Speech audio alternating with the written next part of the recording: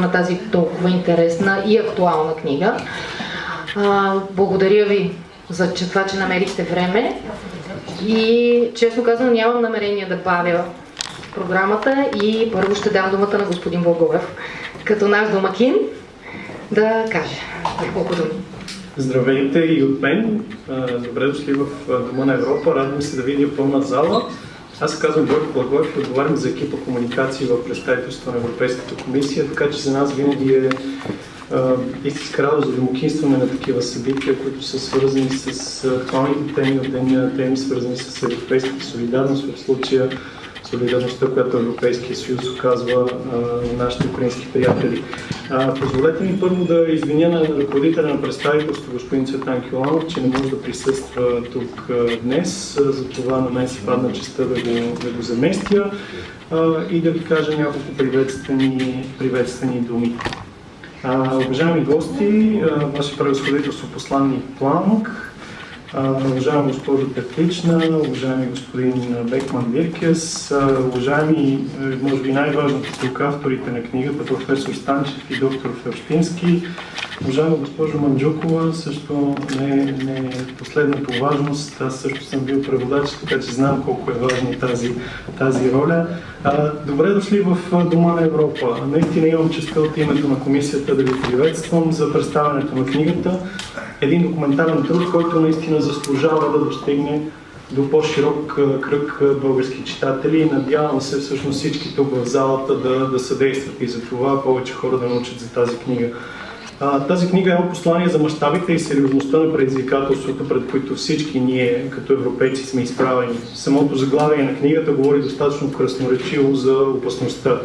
Защото руското военно нахлуване в Украйна, тази ужасна завоевателна война на Путин срещу украинския народ, всичко това, на което сме свидетели, не застрашава само украинците. То е насочено и срещу сигурността и спокойствието на българите. А залогът е много висок, не само за Украйна, но и за цяла Европа и за света като цялост. Путин разпали не просто една война срещу съседна Украйна, той води война срещу нашето бъдеще. И както казва нашия председател госпожа фон дер Лайен, става дума за сблъсък на автокрацията срещу демокрацията. Тъй като преди броени дни празнувахме Деня на Европа, ще си позволя да използвам още един цитат, но не толкова популярен, от декларацията на Робърт Шуман от 1950-та. Световният мир не може да бъде запазен без съзидателни усилия, които да са пропорционално равни на опасностите, които го грозят. Европейския съюз безусловно подкрепи украинците и ще продължава да подкрепя с всички сили. Хуманитарна, финансова и военна подкрепа. Не само защото това е най-естествен християнски акт на солидарност и човечност. Не само защото сме хуманисти, но и защото осъзнаваме, че Украйна защитава и нас от руския агресор. Това, което искаме е гражданите да имат увереност, че политиката на Обединена Европа е мъдра и правилна. Че трябва да спрем Путин и да проявим решителност вместо колебание или безразличие. Затова ми се иска с днешното събитие ние тук в София да допринесем за това да има повече осъзнатост сред хората в България, за това, което всъщност представлява режимът в Русия и за това каква е истинската цел на руското държавно ръководство. За съжаление, руската дезинформация в България заслепява много наши сънародници. Само чрез широко отворени очи за реалната заплаха от режима в Москва можем да очакваме подкрепа от съгражданите ни за общата стратегия на Европейския съюз, която има за цел да парализира агресора, да му попречи да финансира армията си и да го принуди да се откаже от завоевателния си поход възможно най-скоро. Надяваме се наистина да срещнем тук подкрепа за всички тези усилия в залата и за разпространението на тези послания след колкото се може повече българи. Благодаря ви и успех на събитието!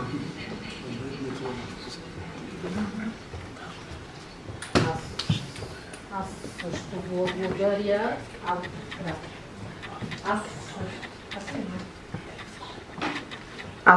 Извинявайте. Аз също много благодаря за думите. Наистина това е едно голямо предизвикателство. И аз също се надявам, че нашето събитие, което сега се организира, ще даде повече гласност и чрез книгата ще се прочитат неща, които може би в медиите не се виждат и не се чуват. Сега ще поканя с голямо удоволствие моят шеф, господин Бекман, също да каже няколко думи по темата.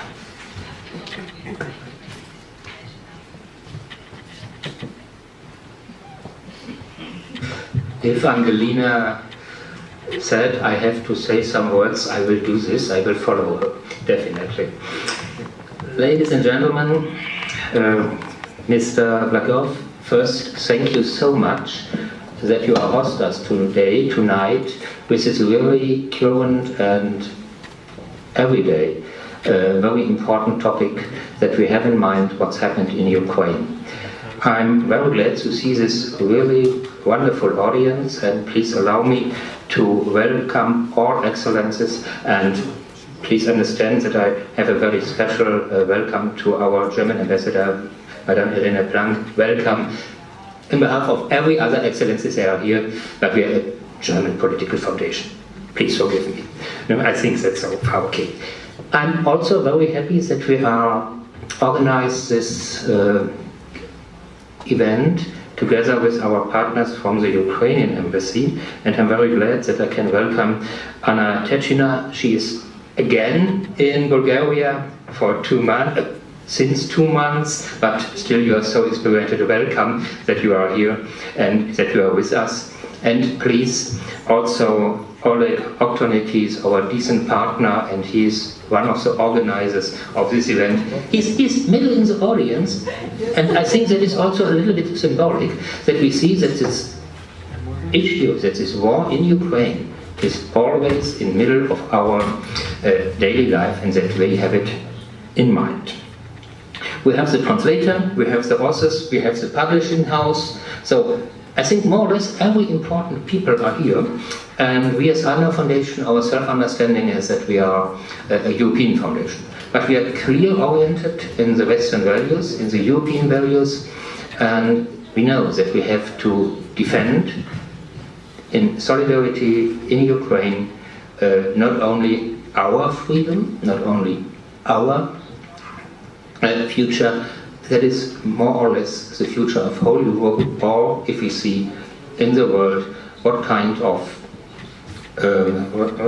regularities we have in the world, if some treaties, if we have something to do, that it could be destroyed by an aggressor like Vladimir Putin.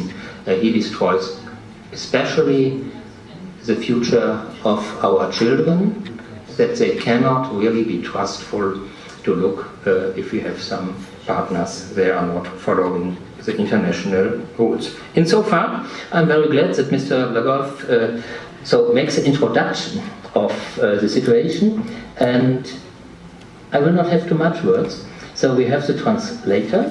Very welcome to Rayna Mandzukova, and we have the authors. That's much more important, and they have to tell what's happened, what is the book are dealing. Third World War, it's a strong title. It is, and then we will see what's happened. Thank you so much. Dobrodošli. Let's start. Много благодаря за това изказване. Както господин Бекман току-що представи, госпожа Анна Тертична, която е заместник посланник на Украинското посолство, тя с удоволствие би искала също да каже няколко думи. Така че... Благодаря ви много. Добър ден, уважаеми дами и господа. Искам да благодаря от името на посолството на Украйна, от името на посланника на Украйна, госпожа Олеся Илещук, за това много важно събитие тук днес в Дома на Европа. Просто си спомням 2014 година, когато започна руската агресия срещу Украйна. Научихме за книгата на нашите уважаеми автори, професор Станчев и господин Фелщински. Книга опозорение. Книга с много факти, много анализи, която всъщност и привлече внимание, но вероятно не достатъчно да се разбере за какво става дума и да се предотврати най-лошият възможен сценарий, който вече всички наблюдаваме като война, пълномащабна война на Русия срещу Украйна след 24 февруари 2022 година. На 2 май 2023 година парламента на Украйна прие една резолюция, която повиква всички държави по света да осъдят кремлевския режим и неговата идеология за расизма. С стриктни дефиниции какво е това. Ние сме свидетели на формиране на тази нова идеология от 2014 година. Всички престъпления, направени в Украйна срещу украинците след 24 февруари, много трудно да се преброят. Има тях за сега документирано над 85 000. Всичко това е доказателна база за Международен криминален съд. Искам от име на целия украински екип в посолството да благодаря на автори.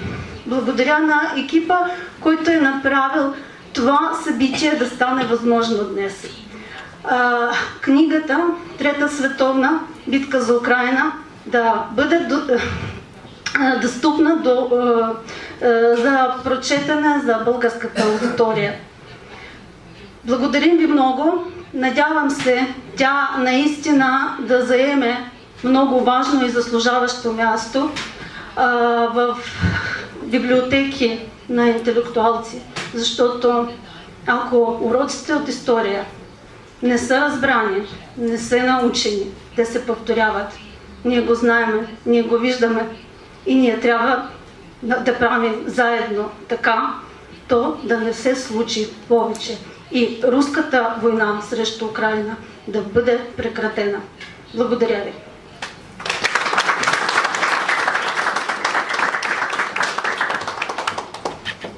Много е трудно да се каже нещо след това изказване, особено от първо лице преживяно и ужаса, който ние само четем и слава Богу не сме изпитали. Благодарим ви, подкрепяме ви. А сега ще дам думата на хората, които са на първа линия за направенето на тази книга.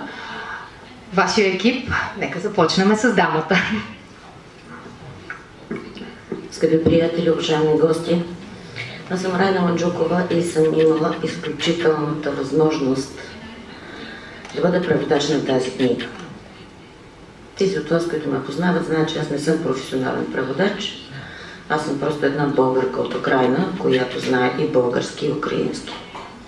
Затова най-напред искам да благодаря с цялото си сърце на авторите за това, че ми довериха тази книга. Може би знаете, че книгата, Аня спомена, че тя излезе в началото, веднага след нахлуването в Донбас, т.е. отдавна, не 22 година. И тогава още много страни я преведоха и я издадоха. България не го направи. България реши да го направи сега. Но тези страни, които я издадоха и преведоха на своите езици, аз зная, че са превеждани от преводачи с големи имена и големи постижения. Аз не съм сред тях. Но това, което имам аз и което вложих в тази книга, е сърцето. И затова изключително много благодаря още веднъж на авторите за това, че я преведоха. Тази книга не е просто, за съжаление, едно предричане на бъдещето. Тази книга е един поглед назад. Назад дълбоко към корените на Украйна. Тази книга е отговор на всички тези, които недоумяват все още как може два братски народа да воюват. След като прочетат тази книга, ще разберат много за това братство. Тази книга е ценна за всички нас, които уж сме съвременници на тези събития. На разпадането на Съветския съюз, на започващото разделяне, разминаване на пътищата на Русия и Украйна. Свидетели сме на случилото се след 14-та година. Въпреки това, за всички нас, за всички читатели, чието ръце ще попадне тази книга, ще видят многото точки, в които пътят би могъл да тръгне в друга посока. Аз искам да ви прочета само един отказ, много късичък, който колкото пъти съм го превеждала, толкова пъти съм плакала. Защото тогава, когато това се е случило, аз съм била пред телевизора. На втория ден от срещата на върха, става дума за среща на върха във Вилнюс, очите на целия свят са приковани към Вилнюс. Ръководителите на Европейския съюз, Грузия и Молдова парафират споразуменията за асоцииране. Но дали Украйна ще го направи? Украйна застива в очакване. Чудото обаче не се случва. Виктор Янукович не сяда на масата заедно с другите участници и не подписва споразумението. Естествено, това е много субективно от моя страна. Аз съм убедена, че много от вас ще намерят своите такива места в тази книга, където ще си кажат защо не се е случило това. Нямаше да стигнем до този ден. Но така или иначе това се е случило. И сега задачата на всички нас, първата задача е, който с каквото може и където се намира, да допринесе за това този кошмар да спре колкото може по-бързо и което е много по-важно, никога повече да не се повтори. Аз го направих чрез тази книга. Всеки от вас може да го направи там, където се намира и чрез това, което прави. Благодаря.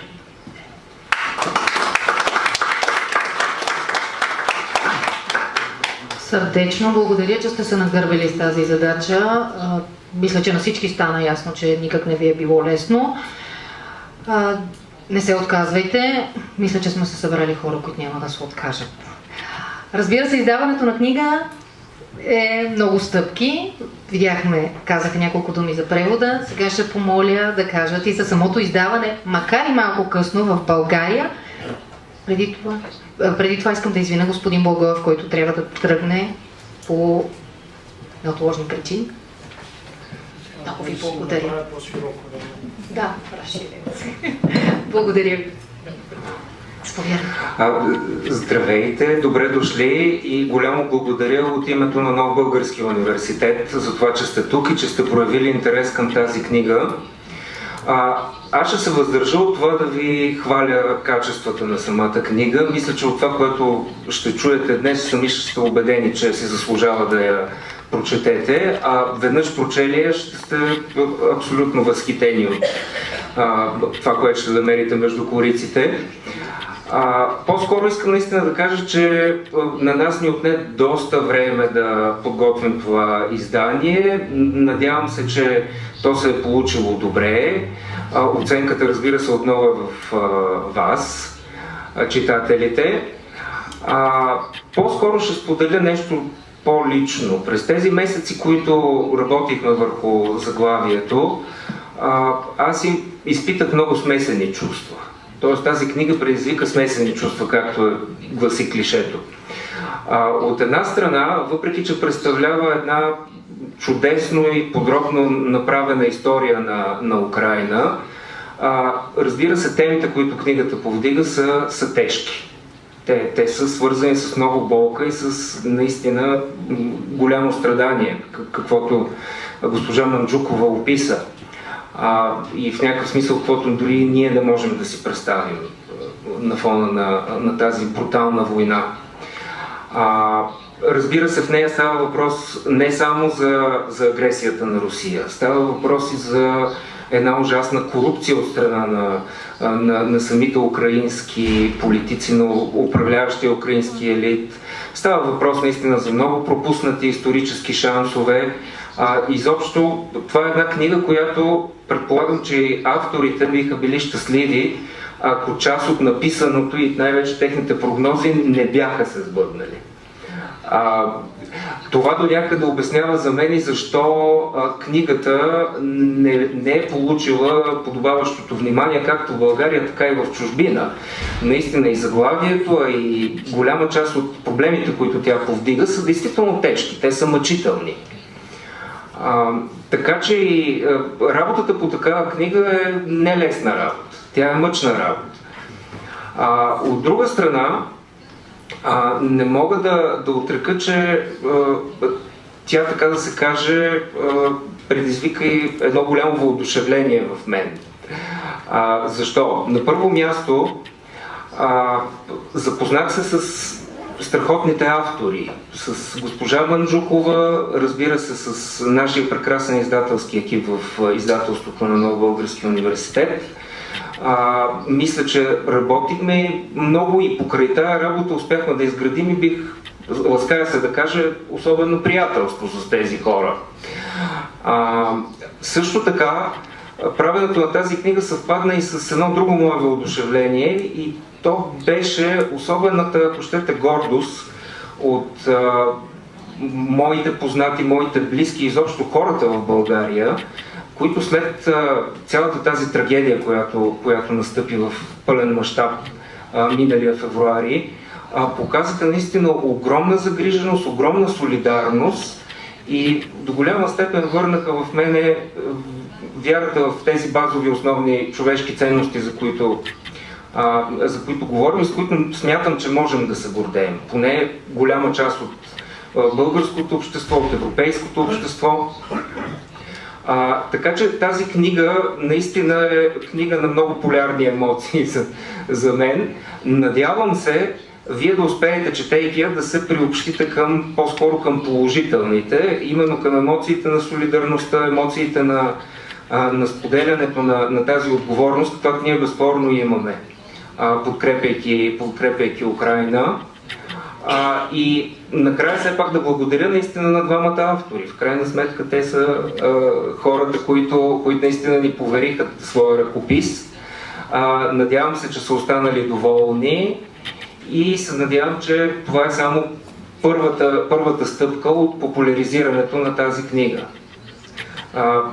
И да завършим с един хубав поздрав: слава на Украйна! Героям слава! Много ви благодаря. И сега стигнахме до същността. Мисля, че по-добро представяне на книгата от двамата автори няма кой да направи. Който иска да започне, и двамата заедно сте вряли и кипяли в вършенето на тази работа. Така че заповядайте и ще се радвам да остане време и за въпроси от публиката, които ще има. Уважаеми дами и господа, Ваше превъзходителство, за мен е особено удоволствие да приветствам заместник посланничката на посолство на Украйна, госпожа Анна Третична, защото тя ми беше колежка, когато аз бях шеф на Балканския отдел на външното. Тя беше една млада студентка, толкова ще дошла в външното. Сега е вече опитен дипломат, който един от най-големите познавачи на Балканите сега. Тя работила и в Харватия, и в Македония, и в България вече втория мандат. Така че аз много се радвам, че част от моите възпитаници вече са на реална, практическа, дипломатическа работа. Освен това, като бивш дипломат, за мен е важно, макар че моите научни интереси бяха така концентрирани в съвсем друга посока. Аз се занимавам с българската диаспора в бившия Съветски съюз, издадах няколко книги, обаче запознато с Юрий, господин Фелщински, още 96-та година, когато издадах една книга с моя професор Чернявски "Между Москва и Запад" за дипломатичната дейност на Г.Раковски, малко ми коригира моите научни изисквания и аз започнах да се занимавам. Този жанр го наричам политическа публицистика, макар че той е основан на факти, конкретни изследвания на такива явления, които стават в нашата страна. През 14-та година още, когато започна войната де-факто анексията на Крим и войната в Донбас, Юрий ми се обади с предложение да напишем книгата и аз с удоволствие го приех, без да знае какво искам да пиша и какво ще пиша. Обаче в процеса на работата стигнахме до някаква концепция и книгата бе публикувана. Първи, който я издаде, беше Полша. Обаче със знак въпрос. След тях книгата излезе в Киев на руски и на украински. Обаче вече без знак въпрос. Тогава това е разбираемо. Обаче след 24 февруари миналата година, мисля, че светът разбра какво стана. Нашата прогноза, която тогава я написахме за, не дай Боже, разбира се, пълномащабната война, инвазия на Русия срещу Украйна, стана реалност, за съжаление. Много има наши такива прогностични анализи, които това са авторски позиции, разбира се. Не претендираме на всеобхватност на истината в последната инстанция, което било би глупо това да го правим, но като историци, Юрий и аз сме историци по професия, аз имам опит и практически дипломатическа работа, съумяхме да направим един разказ, който да покаже същността на това, което става днес. Един от журналистите българските ми направи забележка, че много съм написал за Украйна. Наистина, много. Но това е книгата за Украйна. За нейната битка за свободата.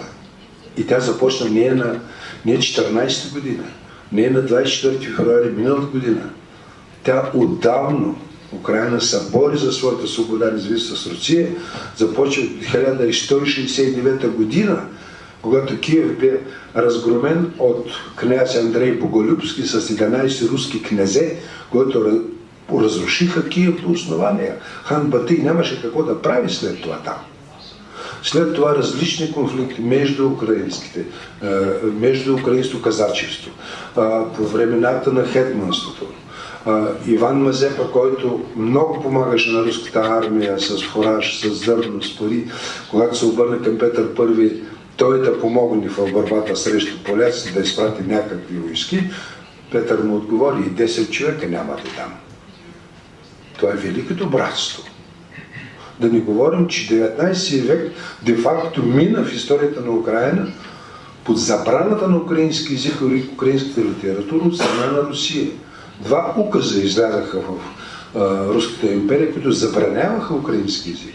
Забраняваха на украинците да говорят и де-факто не се признаваше. Дори от в етнографиите мисля, ще ме подкрепят. В етимологията на самото название Украйна те го интерпретират като Окрайна, т.е. накрая на нашата империя. Това не е нещо отделно, това е част от Руската империя. Докато в реалността на украински се превежда краина в Украйна, Украини. Това е верният превод. И това идеологически в историографията просто се замълчаваше. И мен ме предизвика и за написана тази книга и нова книга, статията на Путин за братските народи, за така. Значи, първото, че Владимир не познава историята. Той самичък се признава, че лошо е учил, пил много бира, нека да пие бира. Но историята е съвсем друга. Когато Украинска народна република спечели, обяви своята независимост, кой се противопостави срещу нея? Руската федерация. И докато ни я превзе през 20-та година, присъедини към Съветския съюз от 22-та година.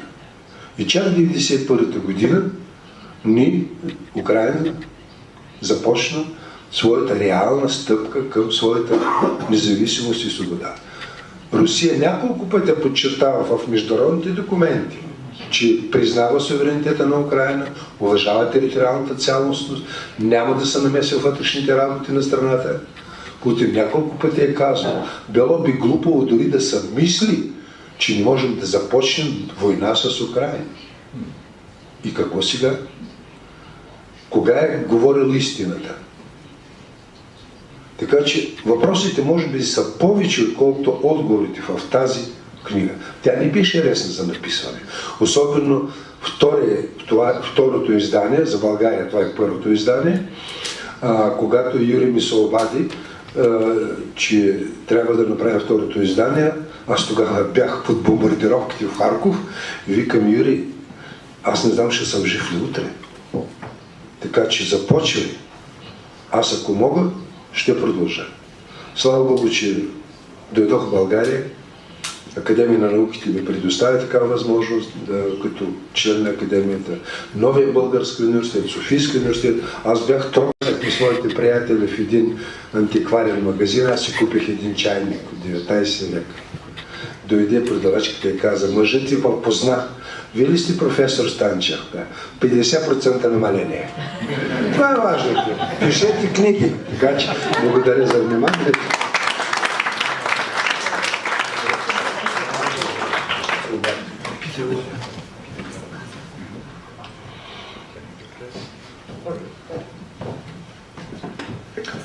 Thank you very much. Thank you very much for the chance to be here. Thank you for the invitation, and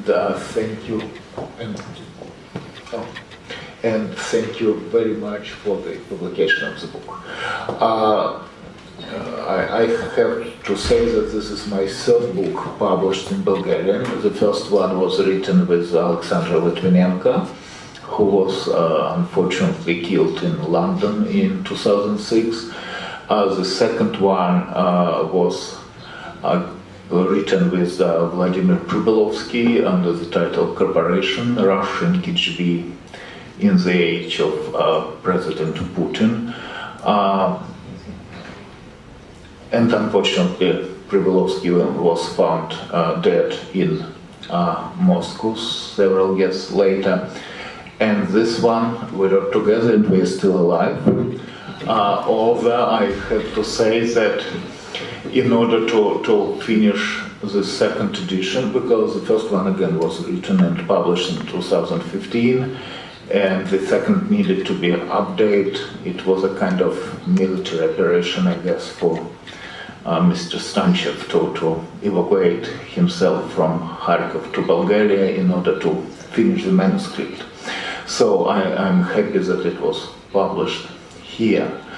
I think this book is important because it explains what's wrong with Russia, and it explains what kind of problem we are dealing with. And the title of the book, of course, is World War III. And the question which we asked first in 2014, if the invasion of Crimea is a separate episode about we actually probably shouldn't care too much and probably should not overreact.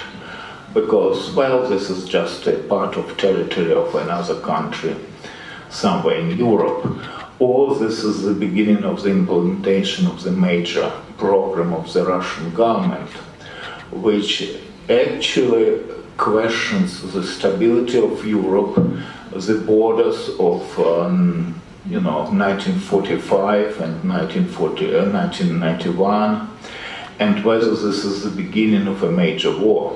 And in 2014, it seems to be that the war or danger of the World War was over. That's how the world was seeing it. But indeed, we were afraid that this is not. And I guess we would be happy if we would be wrong. But 8 years later, the world realized that we were right. The Soviet Union, which collapsed in 1991,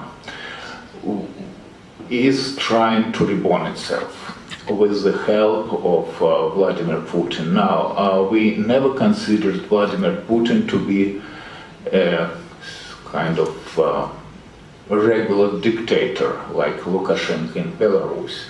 We realize that the problem is that there is a major structure behind Putin, and this structure is the FSB, the state security.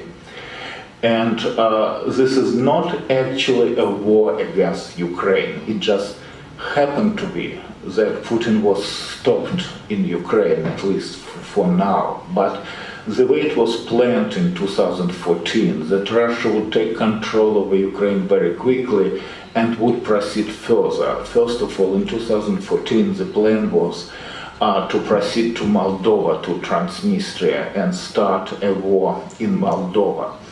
And then the plan was, again, to proceed to the Baltic states, Latvia, Lithuania, and Estonia. And if you do remember those days, after Russia took control of Crimea, what was actually a brilliant blitzkrieg. And the reason for this was very simple. Ukraine didn't have any army.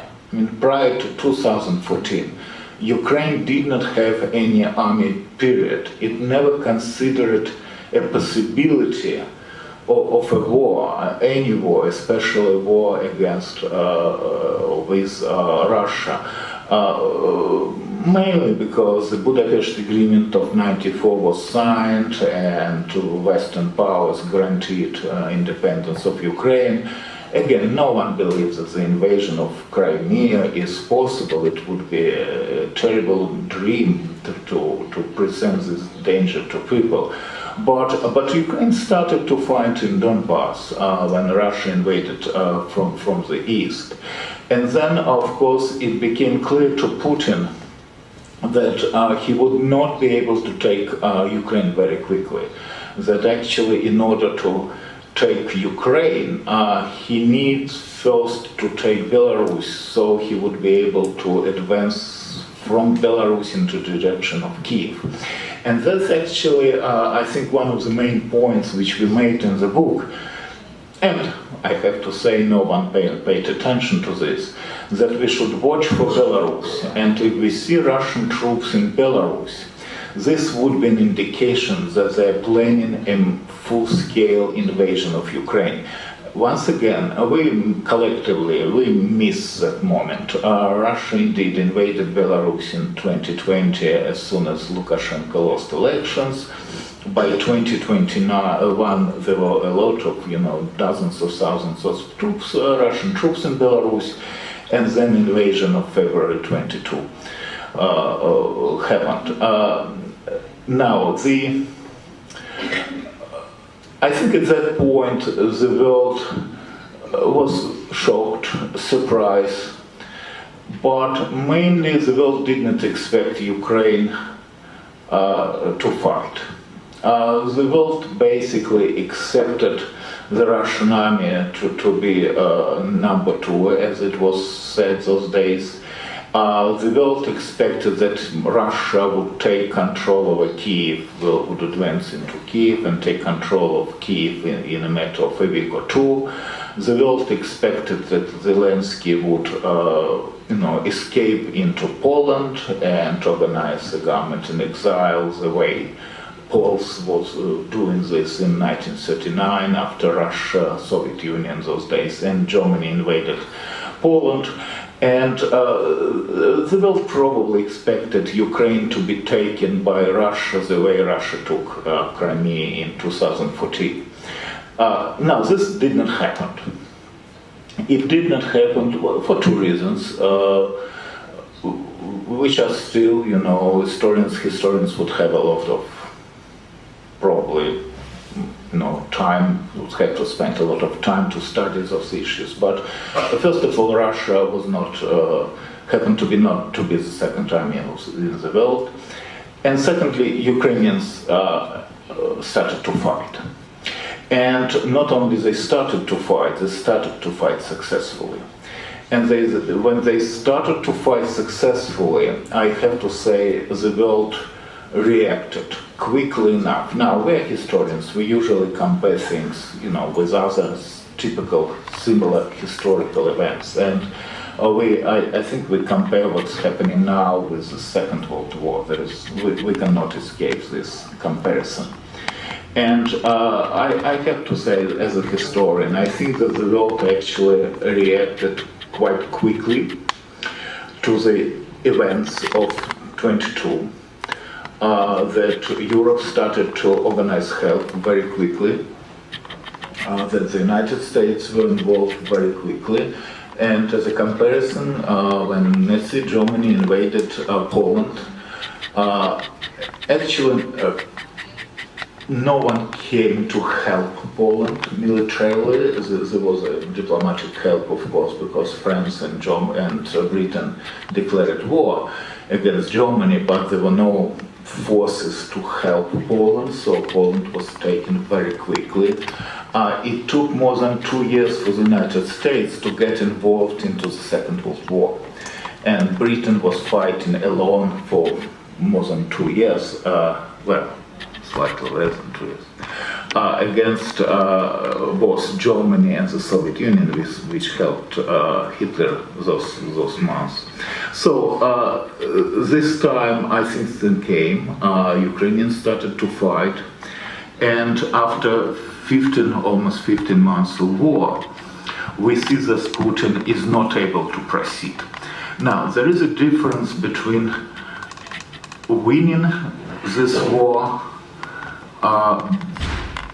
and stopping this war and holding this war. So Ukrainians are able to hold now with the help of the West, but they're not able actually to win this war because the West is still moving into the direction of help, considerable help to Ukraine, quickly enough but too slowly, unfortunately. So I guess in order to win this war, Ukraine has to receive offensive weapons, and this is developing very slowly. And then Ukraine has to have political permission from the Western leaders to use these weapons against the enemy, against the Russian Federation. And so far, Ukraine is receiving these weapons on the condition that these weapons are not used against the territory of the Russian Federation. So Ukraine is holding this war. Ukraine is holding Putin. But Ukraine is put in the position when it's not able to win this war. Now, I have to say that from day number one, the general idea of the Western leaders was to stop this war by all means, and as quickly as possible. And by now, I think there is a general understanding that in order to stop this war, we collectively have to win this war against the Russian Federation. I think this understanding now is a reality. But the question is, again, how long this will take to win this war and what the price is going to be. And I think the quicker we start to help Ukraine with offensive weapons and with the permission to fight against the Russian Federation, the quicker we will end this war, what I think is our general interest. So I probably will stop now, and I'm sure you will have some questions. First we can clap the hands.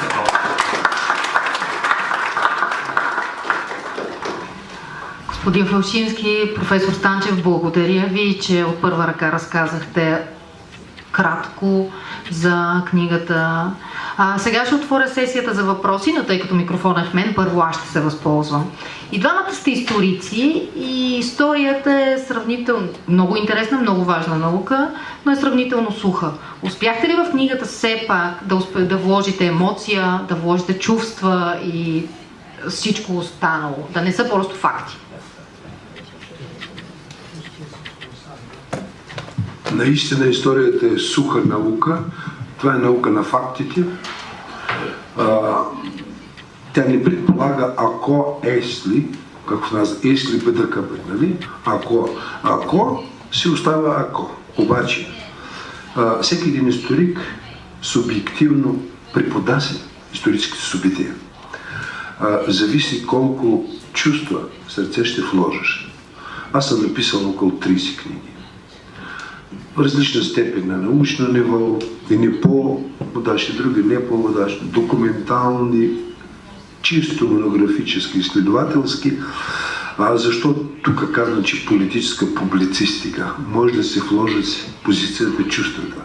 И мисля, че успяхме да го направим и благодаря на моя приятел Кънчо Кожухаров, който каза: абе, добре пишеш, бе. Аз не зная. Благодаря ти много. Благодаря ви.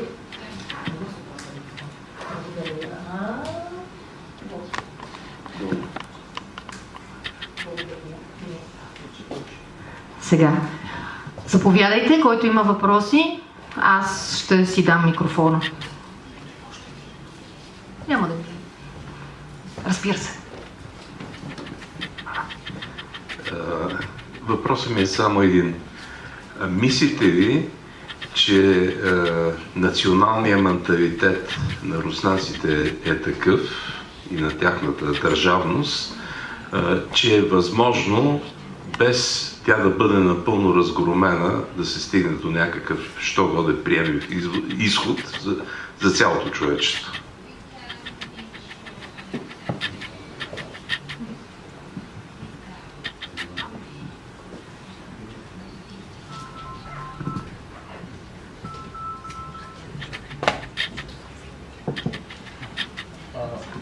Well, I think here's the problem which we have with Russia. It's always existed as an empire. It was empire prior to 1919, it was empire prior to 1991. And what Putin have done, well, the collective Putin, basically, right? They sold to Russians very easily the idea that all problems which Russian population has are connected to the fact that the West does not allow Russia to become an empire again. So that's why I think he has this comparatively huge support in Russia. He had this support in 2014 after Crimea. He has this support now. Now, of course, there is no freedom of press in Russia. Of course, there are no elections. Of course, propaganda works 24 hours a day. We do know this, but nevertheless, there is a problem with the Russian population, the way it looks at itself. I have to say, sincerely believes that Russia is a special country, Russians are a special nation, and they have to be an empire. What means that they have to be the main nationality in a multinational state where other states supposed to be second-class nations. And that's why this idea of recreating of the Soviet Union or Soviet Empire or Russian Empire or a different kind of empire, again, was comparatively easily accepted by the society. In order to fix this, in order to help Russia to become a normal country, unfortunately, Russia has to be defeated in a war. Defeated in a war the way Germany was defeated in 1945, the way Japan was defeated in 1945, because this is probably the only way Russia would stop to look at itself as if it has to be an empire. Russia is not able to win this war, even in Syria. There is no way Russia is going to win this war. The question is how long this will take for us to defeat Russia, and what price we are going to pay for this collectively. Because I do not think this war will be over quickly and soon enough. I do not think that Putin is able to stop. We see that after 15 months of war, he is not actually able to reconsider the goals of the Russian foreign policy. They are still thinking about taking control of the entire Europe, or at least of Eastern Europe in the beginning. And the only change which we see after 15 months of war, that now they are fighting this war not against Ukraine, but against NATO. This is the only change. So we are still moving into the direction of escalation. And again, the only way to de-escalate is to help Ukraine to win this war. So this would allow us collectively to hold this war within Russian, Belarusian, Ukrainian territories. Otherwise, it is going to be a full-scale Third World War, a classical one. Аз искам да добавя само две думи. Наистина, едно от важните неща да се победи Русия не само с военни средства. Трябва да я победим, даже не знам как да го кажа, може би нравствено. Хората, които вярват още на Путин, гласуват за него. Около 80%. Стигам до извода, че само 20% не пият толкова. Значи, трябва да се промени. Хората, които поддържат Русия по целия свят. Няма нищо лошо. Русофилството не е някаква си напаст. Но путинистите са опасните. Това трябва да се разбере. И наистина, побеждавайки на полето, на бойното поле, трябва да ги побеждаваме и на нравственото поле. И нашия принос за това в книгата. Да се надявам, че аз не помня кой от великите го каза, може би дори аз. Значи, те казаха, че да победиш противника, трябва да го убедиш да не си взема оръжието в ръцете. Мисля, че клаузеница.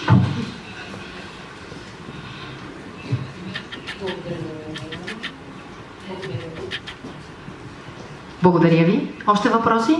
Малко ми бъде. Добър ден, Антон Антонов от Института за ядрени изследвания на БАН. Бих помолил авторите по възможност да прокоментират едно мое разсъждение относно ролята на западната дипломация. В два случая налага се според мен едно сходство. Първи случай – невъзможността, слабостта или нежеланието на западната дипломация да спре Хитлер, когато завладява Европа и тръгва към Съветския съюз. И второ, невъзможността и слабостта, и не смея да кажа, нежеланието да спре Путин и да намери политическо разрешение на въпроса преди избухването на голямата война, пази Боже.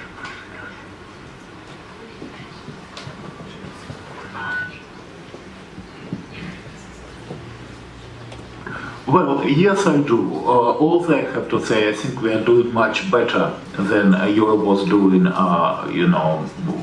when it was dealing with Hitler in 1936, 1939. I think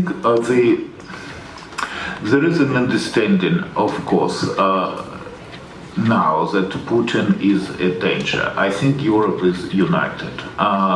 In understanding what the danger is and what the problem is. This was not so in Europe prior to 1939, and indeed we are talking today about support for Putin, which we have both in Russia and outside Russia, because in every country we will find politicians and part of population which would be kind of supportive to what Putin is doing. But indeed the German and the Hitler influence in Europe was huge as well, and so again the stage, and I think prior to 1939, was much worse in Europe than with what we are dealing now. So I think again, in terms of understanding what the problem is, I think we are doing fine, except of understanding that we need to help Ukraine to win. We are doing fine. We are still afraid to provoke Putin for a major confrontation, and since you're from the Institute of Nuclear Research, I think you understand what the danger is. The danger is, of course, that this war would escalate into a nuclear phase. I think recently Putin indicated that he is moving nuclear weapons to Belarus. I think this creates a major danger because my understanding is that Putin left Belarus independent, so he would be able to strike with nuclear weapons from a territory of independent Belarus, inviting retaliation to Belarus, but not to the Russian Federation.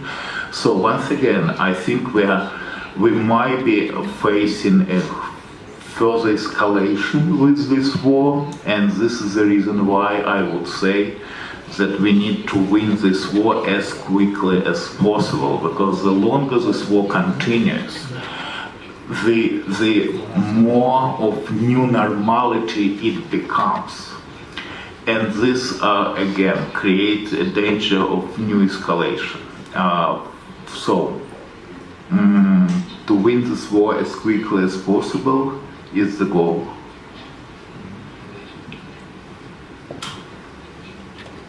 Благодаря ви. Ваше превъзходителство, Планк. Thank you very much. I wanted to ask a slightly different question, because I think a lot of us, when we listen to the daily news, are puzzled but what actually is going on in Russia. There is Mr. Prigozhin against Mr. Gerasimov, and there is Mr. Kadyrov offering his own forces, and there seem to be like at least 5 to 6 private armies around, and it is quite difficult from the outside to have an estimate what the internal power dynamics are, who is playing against whom, and whom Mr. Putin is actually relying on.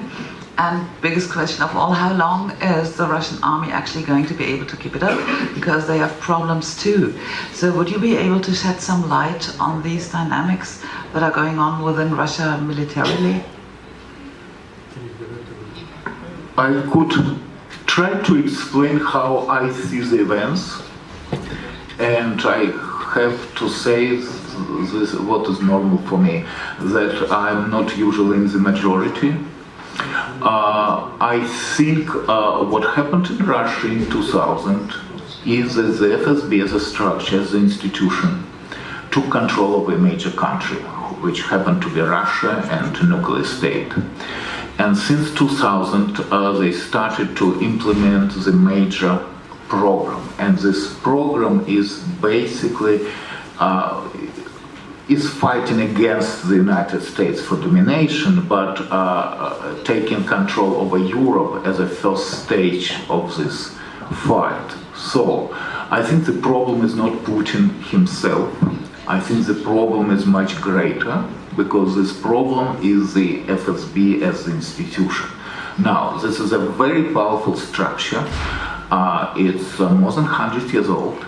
This is the only structure which survived the collapse of the Soviet Union, and which was fighting for power within the state, even against the Communist Party, starting 1918. And they finally won in 2000. In 1991, they got rid of political control of the Communist Party when the Soviet Union collapsed. And now, for the first time in history, and this is literally the first time in history, we are dealing with a situation when the state security runs the state. It runs the state. It doesn't have any political control. It actually controls even the Russian army. Now, the Russian army, whether it's good or bad, never had any independence as a political force. So I would not expect any revolt or any political activity from the Russian army. There are some forces like Prigozhin, like Kadyrov, who seems to be independent, but they're not. I think they exist as long as Putin, who again is having the FSB behind him, would like to have them, because it's convenient to have them. And but I do not really think that they are independent, and I do not think that they represent a power. I think the power of these people, like Prigozhin, like Kadyrov, like Medvedev, will end with the end of Putin. What will come sooner or later? But the problem is that again, that unlike in case of Lukashenko, the elimination of Putin or Putin death would not necessarily greater than what we see from independently Putin or Prigozhin or Kadyrov or Medvedev, because they exist only as long as the entire institution, the FSB, is able to control Russia. Because I believe the decision was collective. The decision to invade in 2014 and the decision to invade in 2022 was taken by 5 people. We know the names. Putin, who is the president and former director of the FSB, Patrushev, who is in charge of Security Council and former director of the FSB, and Bortnikov, who is of course current director of FSB, and then Gerasimov and Shoigu, who are, represent the Department of Defense. So I think we are dealing with collective leadership, but all those people are from the FSB, and that's what I think is important to understand.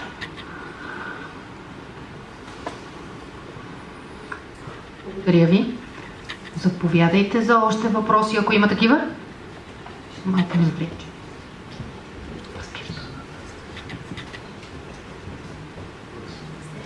Здравейте, Мартин Стоянов от Ресеко, България. Искам да ви питам дали има някакъв начин да се прецени дали Русия ще бъде легитимна държава след края на войната, във връзка с това, че след като провалиха обещанията, заложени в меморандума от Будапеща, може ли някога отново да си има доверие на Русия? Предвид това, че от 2014 насам показват невиждана от десетилетия агресия в Европа. Благодаря ви.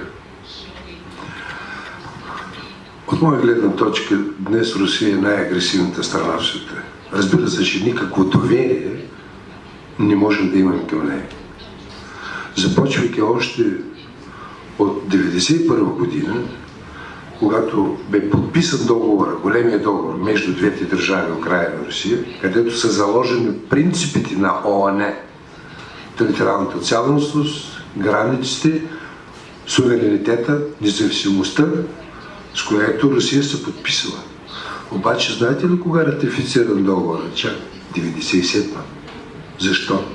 Заради Крим. Докато Украйна не направи компромис. Унитарна държава по Конституция допуска да има автономна република. Това беше в името на бъдещите нашите отношения. Безкрайните обещания на Русия, речи, не знам какво, тържествени. Аз живея в Харков, това са 50 км от руската граница. И като бив чиновник, заместник кмет, губернатор, заместник губернатор по международните въпроси, сме имали много срещи с руснаците, разбира се, нашите области, съседните, Белгородска, Воронежска, Курска, Белгород до 18-та година беше част на Украйна, на Украинската народна република. Колко заверение, братска дружба, не знам. С руснаците много хубаво да ядеш и да пиеш. Обаче да направиш нещо съществено е много сложно. Така че лично при мен аз нямам такова доверие и най-вероятно няма да имаме. И ще ви кажа честно, сега ще говорят, ама трябва да се подписва мирен договор, да се спред. Вижте какво. Аз не виждам с кого можем да подписваме такива договори. Утре Русия в този вид ще я няма.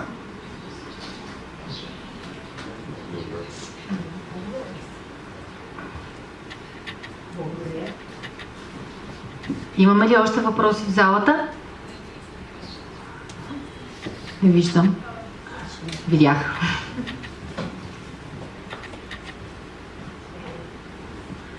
Мирослав Димитров, експерт по национална сигурност. Аз имам не въпроси, а искам просто да допълня авторите от гледна точка на значението на тази книга специално за България. Няма какво да се залъгваме в